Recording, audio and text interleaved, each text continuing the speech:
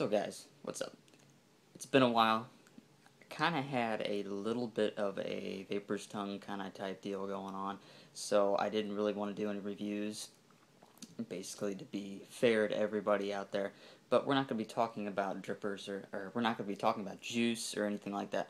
We're going to be talking about something that I kind of wanted, but I didn't want to pay the big huge price for it. So I went on Fastech and got one of these. It's the Cat's clone. Now, I read reviews on it, and it gave it really crappy reviews. Most people said it didn't really work like it should.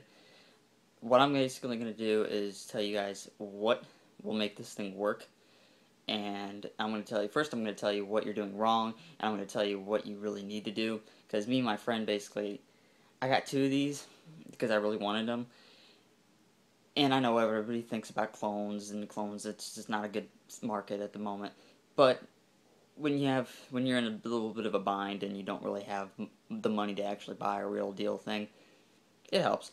But when I purchased this, it was like $9.54. If anybody's a Fastech junkie, you know what I'm talking about. But for the life of me, I ripped out the coils that they had in there, which everybody knows stock coils from Fastech are just nothing, they're junk. I put the coils in there, which were a complete and total pain in the butt to put in there, considering that the air hole, or not the air hole, the holes in the posts are really tiny. It's just a pain, and then you have the lip you have to get it past, so you have to literally bend your leads and push them in there. Just too much of a pain. So, and when I finally got them in there, the build was fairly decent, but I still wasn't getting the the actual vapor production that you should get with something like this. So I took it over to my friend's house. We sat there and tinkered with it and figured out what the problem was. What the problem is that those coils, the way they sit below the airflow. The airflow of what you would get in that little dome section, they sit below those air holes. So all you're getting is air that's crossing from one air hole on one side to the next. You're really not getting that coil like what you would normally have on a normal dripper, like a Patriot or a Still Air or anything like that. You ever notice that the coil is pretty much sitting right in front of the air hole, so you're getting airflow going through the coil and out through the top. That's the problem that I was having. So what we figured out was if you raise the coil is just sitting right here.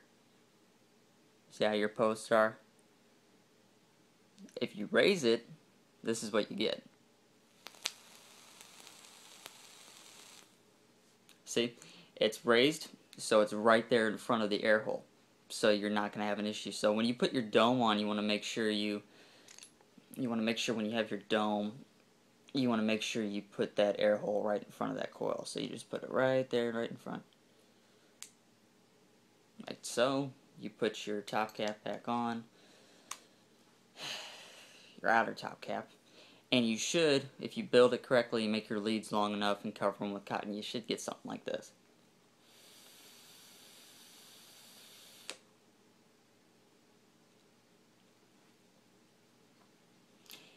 Airflow is the key, guys. You gotta have that airflow. If you don't have that coil sitting somewhat in front of that air hole, you're not gonna get anything out of it. So I hope this helps. I hope you figure out what basically the best build is for it. There is a dual coil option that we kind of tinkered with, which I absolutely love. Dual coils. Dual coil. So I figured that out. That was pretty easy.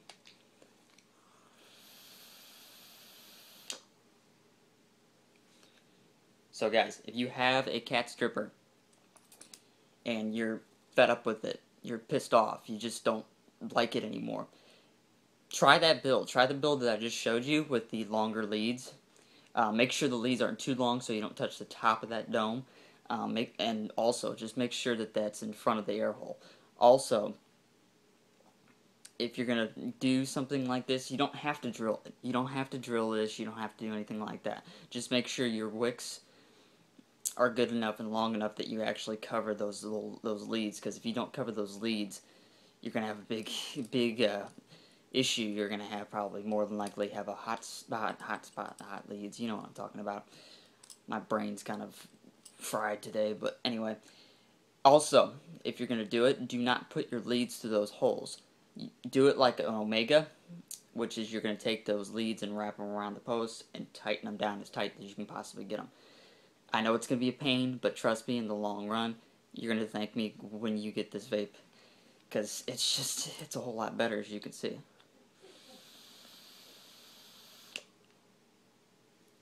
But, anyway, guys, you can also get the cat stripper clone, like the one they sell on Fastech at 88evape.com. 88evape.com. So, it's $19.99, it's $10, $10 more, but you're getting the same thing.